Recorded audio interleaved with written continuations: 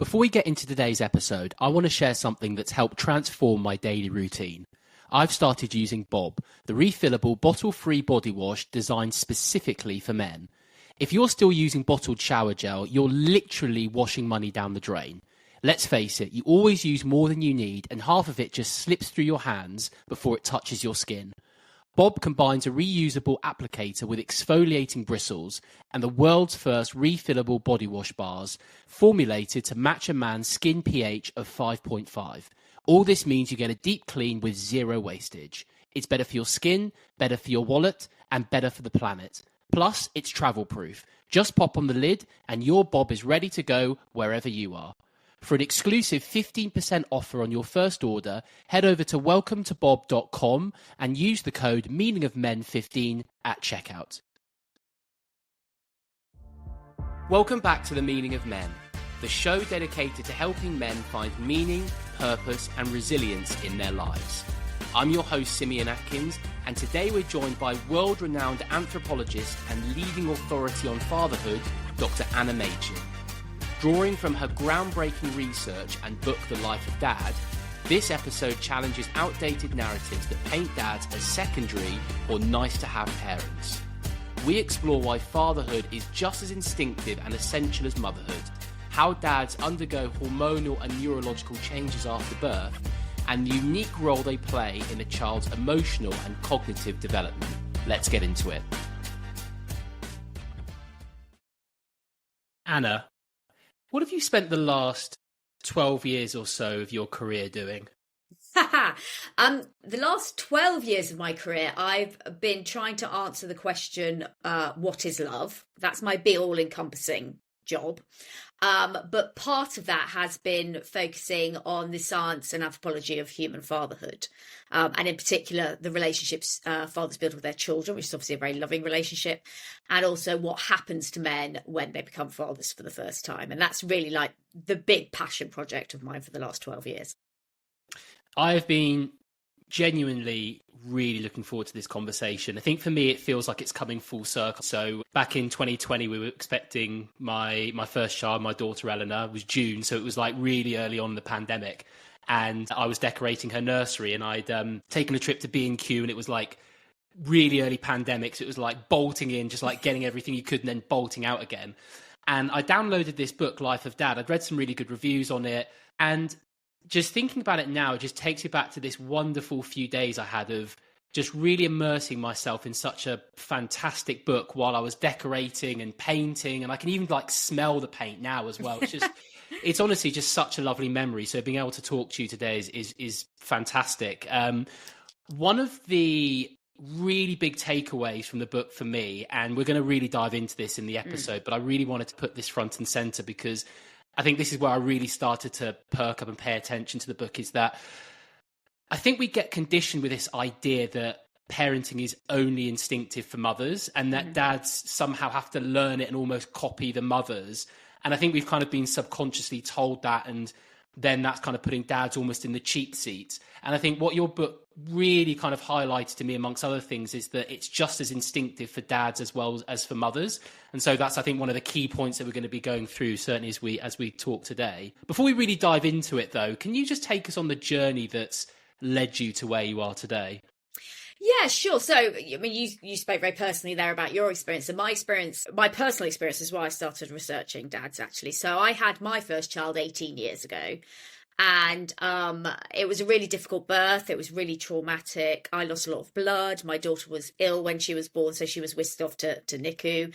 And I was really, really poorly. And afterwards, I was offered, counselling and debriefs and all these sort of things. And my husband, who had actually witnessed it all, because I basically was unconscious, was offered absolutely nothing at all. And he was the one who was actually really affected by the birth. And this made me quite cross, because we'd gone into the whole process of being parents, which I think a lot of people do as a couple. You decide to have a kid, you do the test, you go to the antenatal classes, you go to the appointments, all that kind of thing. And then he was now being treated as like having been somebody who was in the room, but really not affected by what had happened at all, not really involved.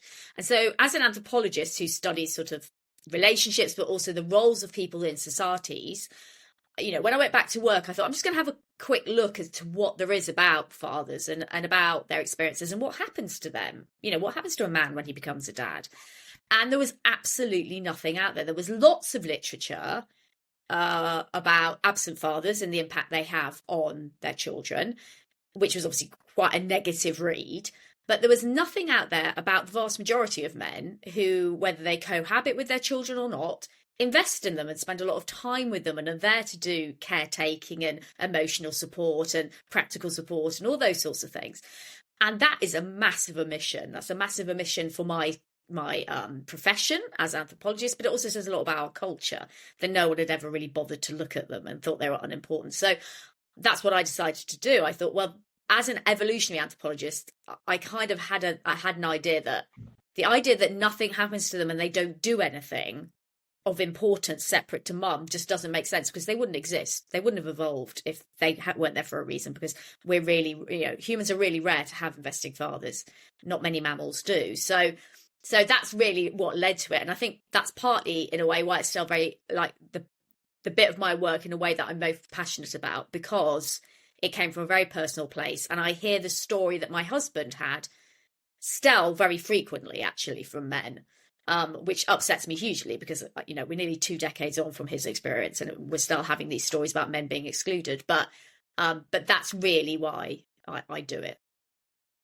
What kind of response do you get when you're promoting fathers and talking about the importance of fathers? I'd be very curious to know what kind of response you tend to get from men and women. From men, it's usually actually a very nice, positive response, and sometimes a grateful response, because I think particularly by writing the life of Dad and putting it out there in a way that people could read rather than just being stuck in sort of academic journals, I think, if for men who are going to become a father, they are pleased to understand that, about what's going to happen to them, maybe what some of the challenges are ahead, some of the things they can do to, like, bond with their child, etc., and the important role they have in development. And actually, for people who'd been dads, but I got emails from people who are decades down the line, whose kids have left, their kids were 40 now, and they would say to me, something, this book was amazing because it explained to me why I felt the way I did, or why I reacted the way I did. And that was interesting. And then sometimes, unfortunately, I get a bit of a backlash, and that's mainly, unfortunately, from my fellow women, saying, as a woman, I should be focusing on women, and they are the most important parent, as it were, and or that yes, that these men don't really need support, they don't give birth, they don't go through pregnancy, etc. But obviously, being a parent, and whilst I've done pregnancy and childbirth, yes, they're both incredibly tough, but that's not the be all and end all of being a parent. And I find that reaction difficult to deal with, really, and it shows a bit of a lack of empathy. So I tend to get 2 extremes. It's the zero-sum game, I guess, isn't it? Where it's we need to be hopefully striving for a place where we're supporting mothers and fathers, as opposed to thinking if we're supporting one, then we're not supporting the other. Exactly. I totally agree with that. There was a study that came out recently, I'm not sure if you've seen it, called Lost Boys by the Centre of Social Justice. And one of the stats that really stood out for me in that study was that 1 in 5 British children are growing up without a father figure, and then the absence of that correlates with higher risks of poor mental health, criminal involvement, and educational challenges, particularly around boys. I'd love to get your take on it in a second. One of the things that really stood out to me was that they used the term father figure. And I've heard you talk about this as well. I think sometimes when we talk about fathers, particularly in the West, we get obsessed with biological fathers. And I think it is really important to understand that branches off to not just stepfathers, but just male role models in general, and the importance of whether it's another family member or a friend or a coach or a mentor, whatever it is, just fundamentally having that male figure in children's lives. And I think particularly from a lot of the research I've seen in boys' lives has such a big impact. And I think also maybe speaks to the narrative of maybe same-sex marriages, like 2 women that have children as well. Obviously, there's a lot that they can give there, but just maybe again looking to branch out and seeing what male role models can be brought in, because what that study shows to me is that children fundamentally do need some kind of male role model in their life.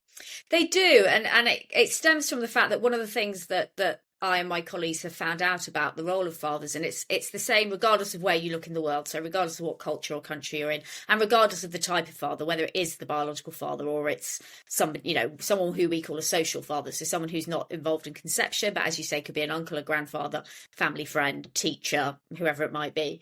We know that those fathers, the big role of dads is to scaffold the child's entry into the world beyond the family. And what that means is they are the key parent when it comes to instilling in that child all the skills you need to survive and thrive in the world outside your family, in the social world, in our complex social world.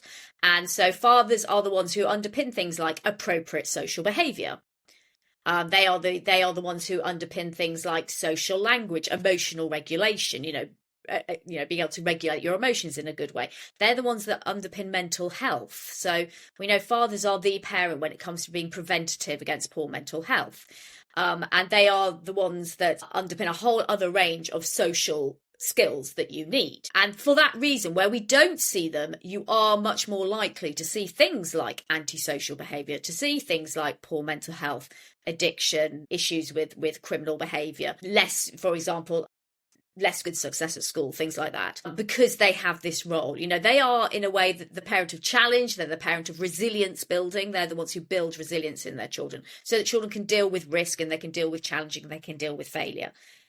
And all of those skills are incredibly important to being sort of an individual in society.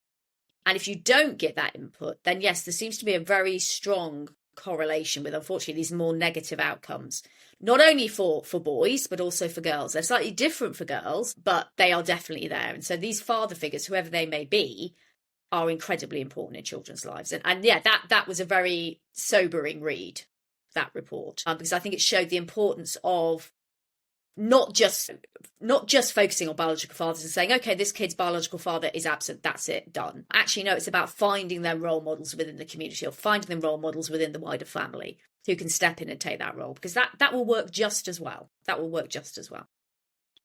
And I think that's really empowering for fathers and father figures to hear, is that they will have genuine impact in their children's lives, and there are things that correlate, from the research that you've done and others as well. One of the things that I found really fascinating reading your book and listening to subsequent interviews that you've done is the evolution story of fathers and the time where babies' heads became so big that children had to be born particularly early. I've nearly butchered that story completely. I'd love if you could give us the proper story of that and what that ultimately means. Sure. So the reason why we have investing fathers and a lot of mammals don't is mainly down to the fact, two like anatomical quirks that we have.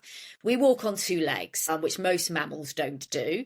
And because we walk on two legs, it's actually, if you think our pelvises are much more narrow than, like, if you look at the pelvis on a chimpanzee, for example. And so our birth canal is really narrow. Secondly, our brains are 6 times bigger than they should be of a mammal of our size. So we have really enormous brains, which means really big heads.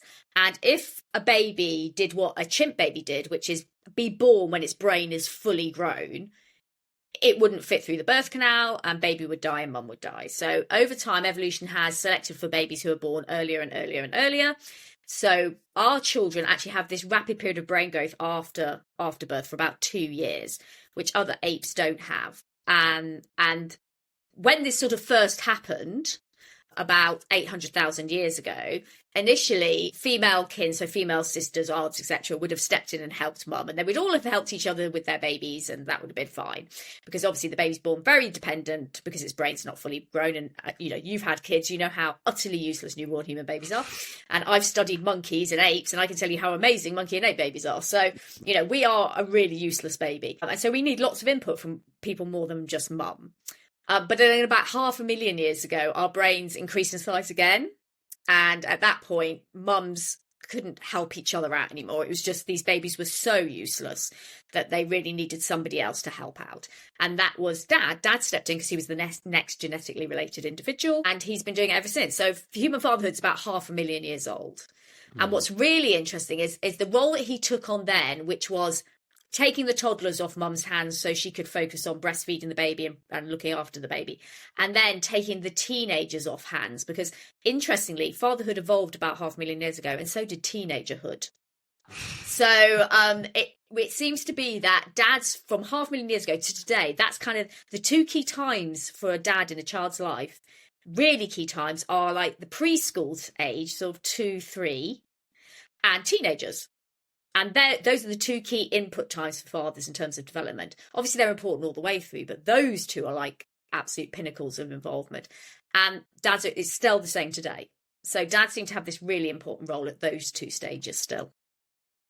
That's so interesting. It was going back to the point you made earlier about the fact that evolution doesn't happen by accident. And so there's a reason we have fathers, and I think that's such a fascinating story. One of the other things that really struck me when I was listening to Life of Dad is learning and understanding about the changes that happen to men after they become fathers, because I just think it's not something that's really spoken about or understood. And later on in the conversation, we're going to be talking about postnatal depression in men, which is something that I'm really trying to understand more and have more conversations around. And this is quite tightly linked to that. Can you give us an idea of what's happening to men, maybe in the build up to becoming fathers, and then once they become fathers, some of those changes they go through? Sure, absolutely. I will say most of the changes that a man goes through, because they don't experience pregnancy, do happen after birth, because they result as a result of interaction with the baby.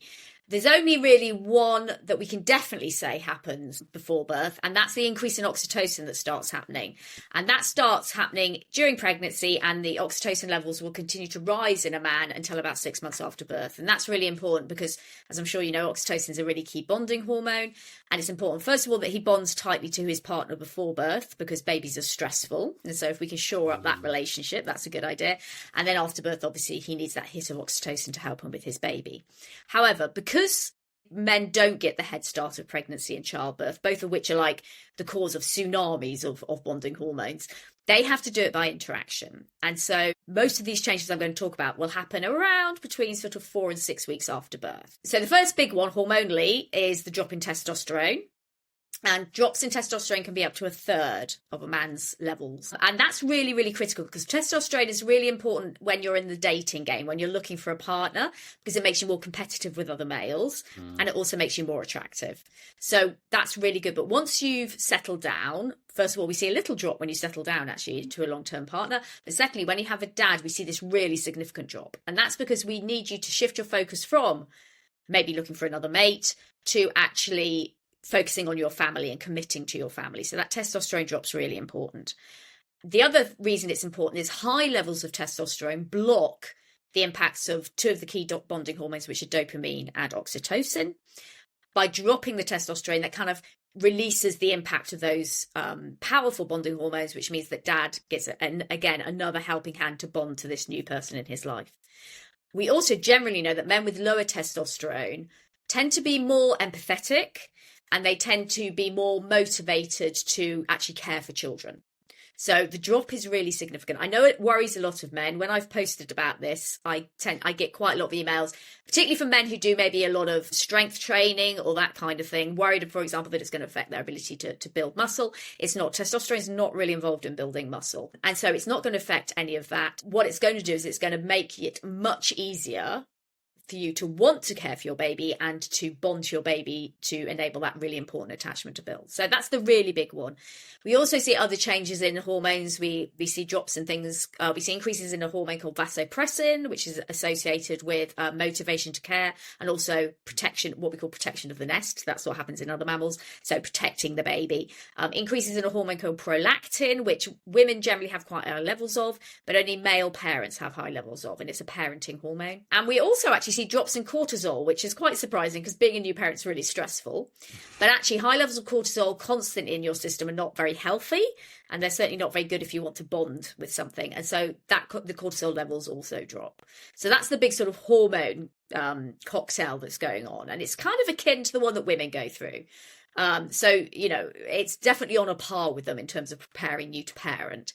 And then we see the brain changes that occur. And these brain changes are pretty much identical to those that women go through. So we see sort of increases in grey and white matter in the areas of the brain linked to parenting behaviours. So at the core of the brain, things like nurturing and empathy. We see increases in the cortex, which is like the cognitive thinking area of the brain, and that's things like problem solving and planning and attention and all that kind of thing. So, and we also see the start of what we call the parenting circuit in the brain, which is a complex set of circuits, which you again only see activating in parents, essentially. So actually men go through pretty identical brain changes to women, which is why I argue that men are actually as biologically primed to parent as women are. There's no difference, actually. So the idea, as you mentioned, sort of instinctive parenting in the beginning, men are as instinctive as women. And as I'm sure you know, having been a parent the first time, actually you haven't got a clue. And men and women have to learn exactly the same amount of stuff. Yeah, there was a lovely quote actually that someone else gave me, because I think sometimes you can really beat yourself up as a parent that you don't know everything and you feel like you're making lots of mistakes. And this person said to me, well, just think about your child, particularly your first child is, let's say, a year old. You're only a year old in terms of parenting years as well. So just have that mentality that you're still very new to that. And that was something that definitely helped me, particularly with my second child. When we're talking about the bonding there as well, skin to skin, the importance of skin to skin, I've heard that sort of downplayed sometimes with fathers, but from everything that you were saying there, it seems like skin-to-skin contact early on is going to be really important. It absolutely is. It's as critical to a man. I would argue in a way more critical to a man than it is to a woman to a certain extent, because a woman has had that very physical connection to her baby throughout pregnancy. The baby's heard her heartbeat, has been very close to her heartbeat, has been at one with her, really. So it's very, very important for men, and it certainly shouldn't be downplayed, because touch is the best releaser of bonding hormones there is. So first of all, you've got all these bonding hormones coming out for you and baby. Secondly, the baby is going to get to hear your heartbeat, which is a really comforting and regulating noise for a child. And they're going to be able to smell you. One of the most powerful senses when a baby is born is the sense of smell. They're still little mammals, they still like sniffing stuff, and their eyesight is awful. So, they actually get to smell you and start that bond that way. So babies are very sensory beings. So if they can hear your heartbeat, if they can smell you, and if they have that touch element to it as well, that's going to help develop that bond for both of you really, really quickly. And also after birth, that helps a baby do things like regulate their temperature. It's really important. And so I always say to fathers, I so hope that most fathers are now being offered it without having to ask for it, because they really should be. But if you are not offered it, then, basically, if I were you, take your top off, sit down and say, give me my baby, essentially. Or if you're not comfortable taking your top off in front of a room full of people, shove your baby up your T-shirt, because it's really, really important. It's not something you should miss. There's this notion, I feel, that particularly when babies are really young, like a few weeks old, few months old, that fathers are basically useless. And maybe their role is just primarily supporting the mother. But as you were talking there, I was thinking that, there might well be limited things that they can do. But even if it's just maintaining that skin-to-skin contact and building that bonding and just focusing on something like that is really, really important. It is. It is hard for men. I think particularly if your partner is breastfeeding, that is hard, because newborn babies, they sleep, they breastfeed, they need their nappy changing. That's pretty much it. So it can be really hard for I think, for a new father. So certainly carry on the skin to skin every day. It's not just something for that, for the birthing room. It's something you should do every day. And there are other things that you can do that maybe you can make yours, because I think that helps as well to start finding a role. So, if you are bathing your baby, you are the person who baths the baby. Or baby massage is brilliant. Baby massage is good because, again, it's the release of a load of hormones for both you and baby in terms of bonding. It's also, and we'll talk about postnatal depression, but it's also preventative against postnatal depression in men. So it's a really good activity. And you can find lots of YouTube videos of how to do it. It's not technical particularly, but it really helps to settle your baby before asleep, for example. So I always say, try and find something or read a book to your baby. People say they always feel a bit silly doing that to a newborn baby, but babies, they can hear you. And even though they won't necessarily understand it, it's a perfect excuse to have a cuddle and, start to tell them stories and let them hear your voice. So I would say find something every day that you can do in those first weeks that is really yours. We've spoken about the impact on fathers. I'd like to dive more into the impact on children, and particularly babies and infants. What's happening emotionally and cognitively in terms of their development with the presence of a father? So fathers, the thing about child development, what's really interesting is the key absolute stage of child development is the first 2 years. Though you won't actually see the outcomes of your wonderful input until the baby is, a child or a teenager. So it's kind of like you have to believe me on this one. But those first 2 years are really important. The basis of good child development is a secure attachment to your child, because secure attachments make children calm, they make children confident, and they make them feel safe. And if you have a child who feels that, then they have a very quietened amygdala. They have very low levels of cortisol, which is a damaging hormone if it's constantly there. Their brains are flooded with the most wonderful mix of really positive hormones, and it underpins the very architecture of their brain. So children who are brought up in, really good secure attachments with sensitive parenting, you can see it in their brain structure. You can see that they have higher densities of grey and white matter. And what that means is they have high numbers of neurons, and they have better connectivity. And that means they can deal with the issues in their life better, particularly when, from a father's perspective, those that relate to social behaviour. So, for example, children who are brought up with secure attachments to their dad, are really good at emotional regulation. They're really good at self-soothing. They're really good at, when they become a little bit older, pro-social behaviours like sharing, caring and helping. Their social language is more advanced. Their abilities to navigate the social world using a thing called executive function. So executive function is all about being able to navigate in a world. So it's about attending, it's about planning, it's about inhibiting your emotions, all those sorts of things. And executive function is very much something that comes from a father. So all of these things are being built in those first 2 years. And absolutely how you treat your child in those first 2 years, is you are going to see that in the architecture of a child's brain. It's very, very sad when you see the brain on a scanner screen of a child who's not had that input, particularly if they've been neglected, because you actually see, in a way, you see neuronal death. You see a paucity of grey and white matter in the brain. And that means they are going to struggle initially with all those important skills within the social sphere. I will say that the door doesn't shut on their second birthday if before that they've had a tough time and they've not had the input they can have. There are periods of sensitivity going forward where you can intervene and you can help that child. But yeah, developmentally, the first 2 years are the most critical. And then in a way, you reap the rewards going on. Obviously, you want to maintain a secure attachment. You want to maintain present for your child. You want to maintain sensitive parenting. But if you do the foundations in those first 2 years, then you have got a really strong sort of springboard to go forward.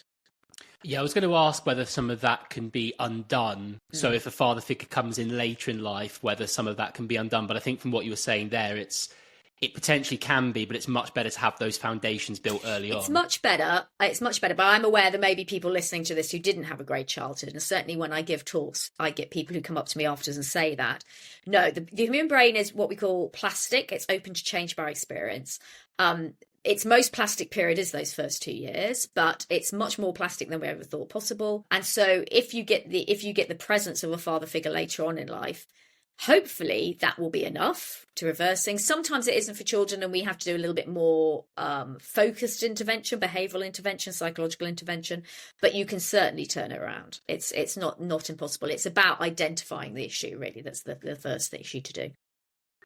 Hi everyone, I want to take a moment to shout out Apex Everest, an incredible organisation and partner of the show who are pushing the limits of human resilience. Imagine this, climbing the equivalent of Mount Everest, but right here in the UK, by summiting the Helvellyn mountain 9 times in just 48 hours. But Apex isn't just about the challenge, it's the chance to be part of a year-round, vibrant community dedicated to unlocking your true potential. Whether you're looking to push your own limits or you're part of a team wanting to build an unshakable bond, this experience will stick with you for life. So if you're ready to conquer your Everest and be part of something special, check out apexeverest.com to find out more. I want to look a little bit more about bonding. Obviously, we're talking in those very early days about the importance of skin-to-skin contact. But as babies become toddlers and start to get older, what are some of the key ways that you've found that fathers can build bonds with their children? The absolute biggest one is play. And play is really, really critical to a child's development. It does 2 things. It helps build bonds with the father. And secondly, it's developmentally very, very important. So the most obvious form of play, which I think most fathers, when you think about a dad, the sort of play, is the rough and tumble play. So it's very physical. There's wrestling, there's tickling, there's chasing around the room, there's throwing in the air, there's bouncing on things, it can be really quite scary, quite risky, quite challenging, sometimes a little bit painful, but usually lots and lots of laughter, basically. And that's rough and tumble play. And that's a really important way of playing because, first of all, as I said, it releases loads of hormones because it's so fast and it's so physical. It's a really accelerated way of getting a lot of hormones very quickly. And that's why we see it a lot in Western fathers who are time poor. It's really efficient. Secondly, it starts to teach all those skills of the social environment really, really early on. So, I talked about fathers being the parent of resilience, and you have to be pretty resilient to do rough and tumble play as a kid. You've got this big person playing with you. There are going to be challenges. There's going to be risks. It might be a little bit scary, and you're learning to do that. You're learning to cope with that, to assess that. It's also important because it teaches reciprocity, so the give and take of social interaction, because play has to be give and take, otherwise it's not so much fun. It teaches empathy because you have to be able to read the other person to know, are they still having fun? What are they going to do next? That kind of thing. So it's a really important developmental tool. So the number one thing fathers do is play. If you're not a dad who likes rough and tumble play, that's absolutely fine. There are many, many different sorts of play. You might be someone who likes creative play or imaginary play. You might be someone who, when your kids are a little bit older, who prefers gaming, something like that. All of these things are absolutely fine. It's just about spending that time one-on-one with your child and doing something they enjoy. What I would say is the play should be child-led to a certain extent. So It's not about imposing your love of a particular computer game on your child. It's about finding out, what does the child like to do, and joining in at their level and being led by them in terms of what they want to do. So play is really, really critical in toddlers and in children. Yeah, and I think that's something that will come quite naturally to a lot of dads, this idea of play and potentially rough and tumble play, but as you were saying, they're different forms of play. Yeah, absolutely. I mean, you've actually co-evolved with your child to prefer play as an interaction with them. So both fathers and children get their peak in oxytocin from playing with each other. So a child will get a peak in oxytocin when they're interacting with their mum, from their mum nurturing them. So whereas with a father, it's play. And so you're kind of drawn towards doing it with your child because you've co-evolved to get this massive chemical reward from doing it. I've actually just come off an interview with an expert around fun and building fun habits. And as you were talking there, I was thinking it's such a great opportunity, I feel, to build fun and enjoyment and play in children early on and just try and maintain that for as long as possible, because obviously as soon as we come into like the hustle culture of life as we get older, we tend to lose that. But what an opportunity we might have to just not only do it when they're children, but as they're growing up, and just really prioritizing things like fun and play. Absolutely. You know what? And a lot of dads, when I say, what are you looking forward to when I interview fathers, in terms of, it's in a way kind of reliving all those things they used to enjoy and introducing their child to all the things they used to enjoy, and being able to go back there and be that kind of carefree person who just, as you say, doesn't have to give into the stresses of the modern world and just can go back there and enjoy it with their kid. I want to touch on masculinity because it's a common thread in a lot of discussions that I have, and I'd love to get your opinion on the impact of social expectations around, let's say, traditional masculinity, and what impact that can have on men's ability to really fully engage with their children as fathers. It's hard, and it's really hard because we still live in... It's getting better, actually. In the nearly 2 decades I've been doing this, it's much, much better than it was. I think we now have more workplaces where it's accepted that being a father is an important identity for a man, and that talking about your children doesn't make you soft or overly emotional. And, wanting to leave early to go to the sports day or do whatever doesn't mean you're any less of a man, or doesn't mean that you're any less invested in your career, for example. But we still get people who comment on, the absolute classic one for me was Piers Morgan commenting on Daniel Craig carrying his baby in a baby pouch on his front and saying that was a very unmasculine thing to do from the James Bond actor. And what an incredibly ignorant thing to say. But there are still some of those attitudes out there, I'm afraid, saying that's not what men do. Men don't carry their babies. Men don't caretake for their babies. Men don't become the primary carer of their babies, and that's really hard. I think it is changing. In fact, what the most masculine thing you can do from an evolutionary point of view actually is be an investing father. That is the most masculine thing you can do. So it is changing, but it is really, really hard, I think, sometimes, and particularly in some work cultures, to be that dad who kind of sticks their head above the parapet and goes, actually, this part of my identity is really important to me. In fact, it's the most important bit of me. And therefore, I'm not going to pretend it doesn't exist. at work. Yeah, we're getting there slowly, I think. The Piers Morgan example actually made me think of, it just feels like even now, so many of the father figures on TV are just kind of portrayed as dopes or unengaged or uninvolved. So like even TV shows that I love, like The Simpsons or Family Guy or Friday Night Dinners, like another one, like a very British show. And like the fathers just constantly seem to be portrayed as these like disengaged idiots. And I just feel like that's maybe perpetuating some of the issues as well. Oh, absolutely. The media has a lot to answer for, I think, in terms of, the classic daddy pig who's utterly useless, and it's a real shame because actually the vast majority of men aren't like that. The dads I engage with, obviously they put themselves forward to be in my studies, so they're kind of self-selecting, but they're not incompetent. Dads are highly competent parents. They might do it differently, and that's really important, actually. That difference is key to child development as well. So absolutely do it differently, but they definitely succeed and reach the same endpoints as mum. So yeah, it's not helpful to have those figures. And I hope as we go forward, we might again change that and actually see some figures on the telly that are, good, competent parents. Yeah, Daddy Pig from Peppa Pig just drives me mad. Although I will say we recently bought a book for my daughter, and it was a Peppa Pig book, and it was one where they had like a toy horse and they wanted it to be a unicorn, and when they fell asleep he kind of like took it away and decorated it as a unicorn and like surprised them, and I was like, finally he's doing something that's actually worthwhile as opposed to just bumbling around. So he has his moments. He has his moments, but they're few and far between.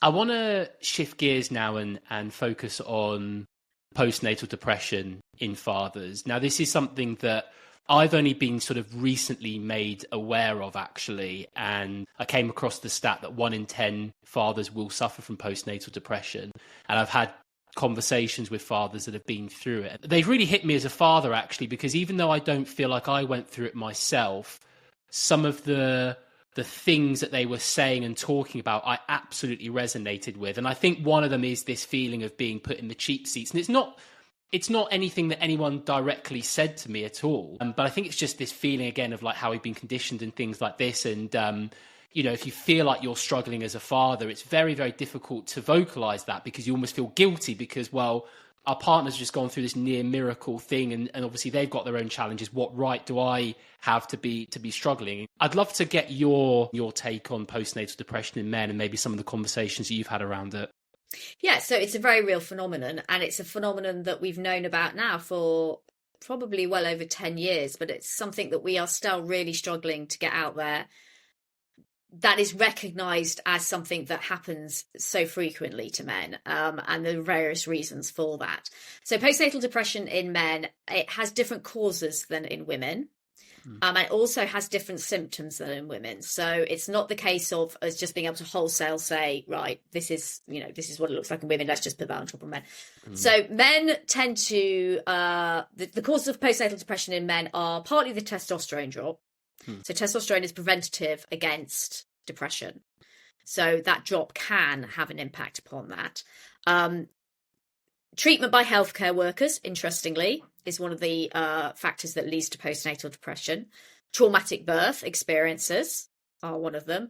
The relationship between the father and his partner is really important. And that's something that's really interesting because that doesn't really factor into female postnatal depression, but it's actually really, really important in male postnatal depression. And also, obviously, previous mental health issues. So if you've had a previous mental health issue, you've had depression before, you are more at risk of having postnatal depression. And also work-life balance. So certainly men are definitely more at risk, particularly when they return to work and they're trying to balance the role that in a way society's given them of you've got to earn the money and you've got to be the one that goes out and does that, and the role that many of them actually want to take, which is I want to be hands-on and I want to be present. And there's a real tension there because our culture doesn't support that hands-on dad very well. So all of those factors together can lead to an increase in postnatal depression. What I will say is we talk about postnatal depression, actually we should talk about perinatal depression because it can appear during pregnancy. So it's something we have to be aware of. It can cover that whole range. In men, it tends to be slightly different to women. It definitely has factors of depression. It tends to have quite a high element of anxiety, actually, in men. It tends to have higher levels of things like aggression and frustration. Yep. Men are more likely to kind of self-isolate when they have depression. So they will withdraw from the family, they'll withdraw from the baby, from the partner and the wider family and friends. And they are more likely to self-medicate. So they're more likely to turn to alcohol or drugs to try and help them through it.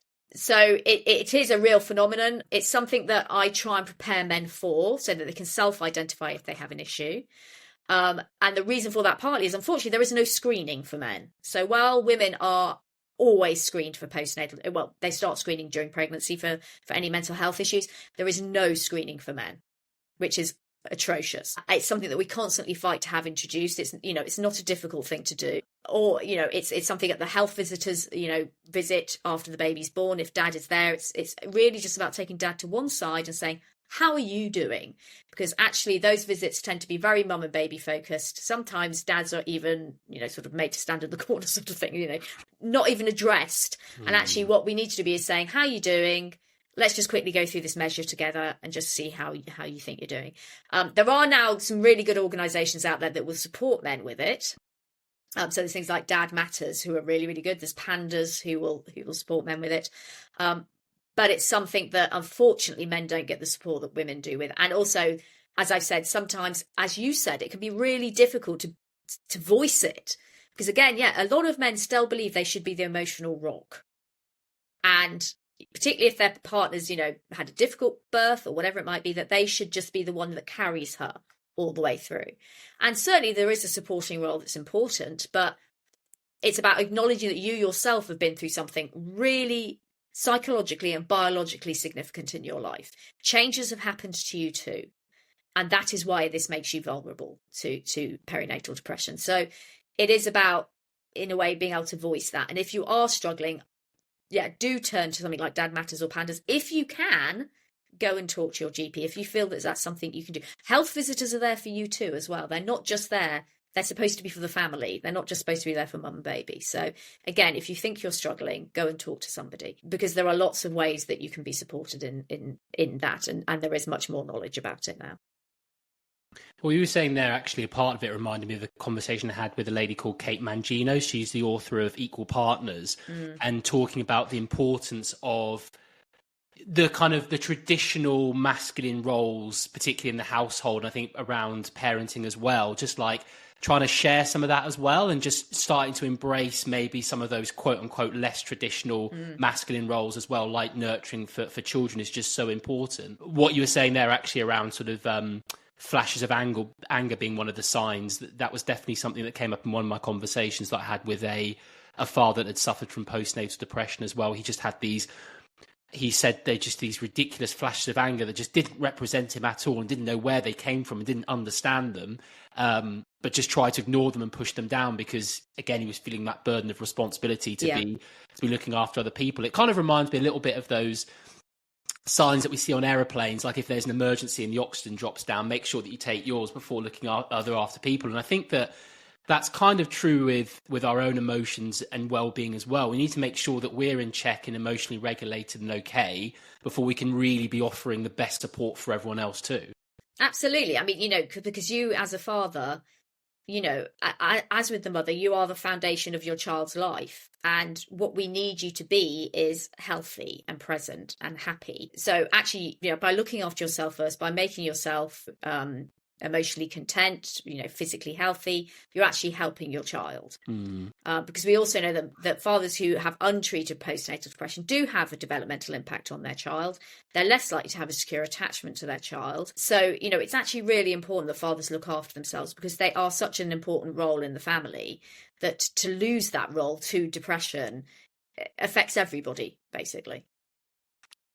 I think that might be quite a nice way to start to reduce some of the stigma around this as well, because if men feel like by looking after themselves, it's not going to just benefit them, but it's going to benefit their partner and their children as well, it will make it seem like a less selfish act, for want of a better word. And they'll feel like, okay, by doing this, it is fundamentally going to help them as well. So that protector role is kind of kept intact as well a little bit. Yeah, absolutely. And you're absolutely right. I mean, you know, we know that any parent who has postnatal depression, their partner is more likely to get it.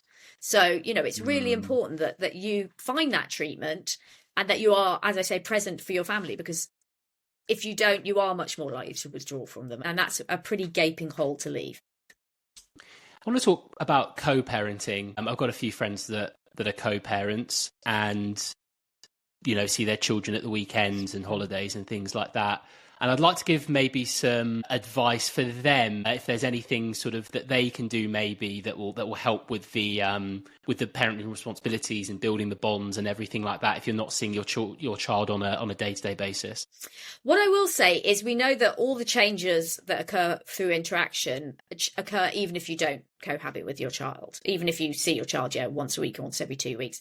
It's about the time you spend together, essentially. And it's about doing those things which any father would do whether they were present or not, because that's the developmental input you need to give. So it is about, you know, being the nurturer, being the play buddy when they're older, being the person who helps them build resilience and supports them in, you know, who they are as teenagers. So you don't really have to do anything particularly special. What I would say is try and be a full parent. So try not to be that parent who, and it is really hard. I've got friends, you know, who are in this position, and it is really hard not to make, you know, not to do lots of big gestures like let's go to the zoo every time we go, or let's go and do this every time. But actually what kids want from you is they want your presence. They want you to be interested in their lives. They want you to be interested in what they're interested in. And we know children measure their importance to their fathers by their father spending time with them. It's really interesting. They measure their importance to their mothers by what their mums do for them. So, you know, do they buy me the cereal I like? Do they, you know, get the sports kit out that I need, whatever. Whereas for fathers, they see it as spending time. So it's not about the big gestures. It's about children like to do things one-on-one with their father, which they enjoy doing. And that can be something really, really basic. It can be walking the dog. It can be, you know, a bit of rough and tumble play. It can be watching a football match. It can be anything. It's about your presence that matters. So try not to be sucked into the big gesture and just do all the normal thing. Nurture them the way you would, you know, cook them a meal, whatever you would usually do for them. That just do that, because that's actually what's the most important thing. That's so interesting. And then is it a case of quality over quantity? So even if you feel like you're not seeing your child on a day-to-day basis, it's that whatever time that you have is quality time, and that's as important as the volume of time. Absolutely, because we know from studies in play, for example, that it's not how much you play, it's the quality of the play that's important. So, you know, as I said, it has to be child-led. It has to be something the child's interested in. It has to be sensitively done. So it's not about having hundreds of hours with your child. It's about those hours meaning something and having an input into that child in some way. So absolutely, it's all about the quality of the time. And, you know, you might not think that, you know, I don't know, doing a bedtime routine and then they're sleeping upstairs and you're downstairs, you're actually even spending time with them. For them, that's really important, because you are creating that nest for them. You're creating that safe space. You've put them to bed. They know that that you love them. You've spent that time with them, and they are safely and comfortably sleeping upstairs. So it's all about those. Children see the world in a very different way than we do. So what you might think is something really tiny, for them is something really big, because all that children want to feel is loved and safe. And if you can do that, then you will always be an important figure in their life. That is such a great point. And actually something else I was thinking, to like bedtime routine, when we put our daughter down especially, she'll always just want to spend like 5 more minutes with you. And at the end of a busy day, that can sometimes, and if it's been like a long drawn out bath routine, as it typically tends to be in our household as well, and we've had like 10 stories, whatever it might be, and they just want that extra 5 minutes, and you just think, why do you want another 5 minutes? And obviously there's only infinite time in the day, but that 5 minutes for them is so, from what you were saying there, is just so impactful. You might just think, what's an extra 5 minutes? But to them, it just means everything. Yeah, exactly. It means you're important to them, you know, that they really want you to be there, and you're showing that they are important to you. So yeah, you know, we all know that. We've all been hassled parents and things like that. But as I say, it's not about endless excitement and endless quantity of time, but it is about the quality. And if you can just see it through your child's eyes, then I think that helps. Is there any advice you give to mothers specifically that have partners that might be struggling with adapting to fatherhood and maybe not prioritising their own mental health? Is there something that they can potentially do? Like if they're listening, they're thinking that my partner's struggling a little bit here, what can I do to kind of like help lift him up and help him to be the father that he wants to be? Have you got any advice for them? I think, first of all, approach it with empathy. Approach it with, with an open mind. Try not to make it like a competition about who's the most stressed, who's the most, tired. And I think also a lot of men question their competence as a parent when they compare themselves to the mother. So they see the mother as the gold standard, that she can do everything. The way she does it is the right way. The way she does it is the perfect way. And particularly fathers who have to go out to work and don't actually get as much caretaking time with their children. It can take fathers quite a long time to get to the point where they actually think they're competent at doing this. And that can be quite a major issue for dads. So I think it's about actually supporting their choices and the way they do things. So, and I am guilty of this because with my first child, I had my first child before I started studying. I am the mum who did write a really detailed, I went out, really detailed timetable. So you've got to put the baby down at this way. You've got to feed the baby in this way. You've got to do this because the baby likes it this way. Actually, dads are going to do it differently. They're supposed to do it differently from a developmental point of view, because only by you being different is your child going to get all the input they need. So support the dad in the way he parents. Okay, Don't say you're doing that wrong or I do it this way, because actually he will get to the same end point, but he's using his instinct, which is important, to do it his way. And that's developmentally important for the child. So I would say try and lift him up in terms of how he feels about his ability to do this.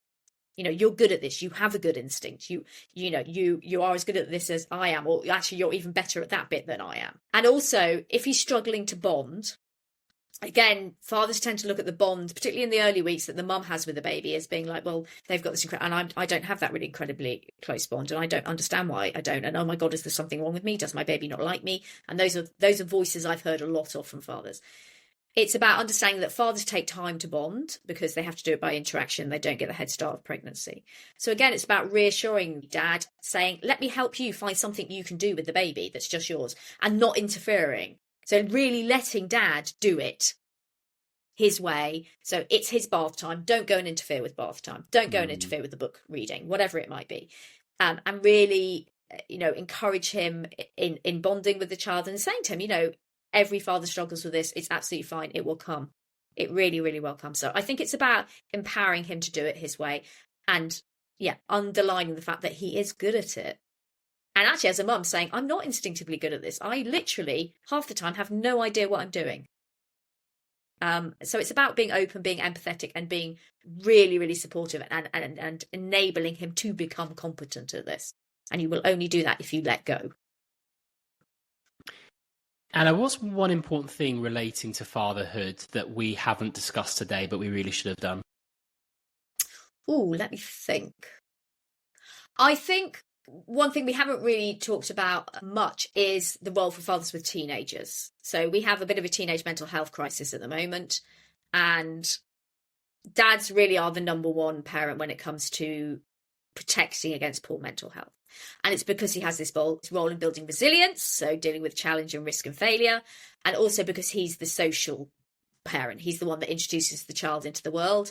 And a lot of the mental health conditions that teenagers have are in the social sphere. So they might be eating disorders, they might be social anxiety. And so that very much relates to the social sphere, which dad underpins. So when fathers have secure attachments to their children, when they spend that one-on-one time with their children, when they're sensitive parents, their children have this kind of protection against mental health. So I would say, dads, you are really important for that. And whilst it can be really tricky with teenagers to find an in, particularly because actually teenagers are actually supposed to push their parents away. So sometimes it's a little bit like trying to, get at an immovable brick wall. It's really important that you try and maintain that contact in some way. One way you can do that is be completely accepting of who your teenager is.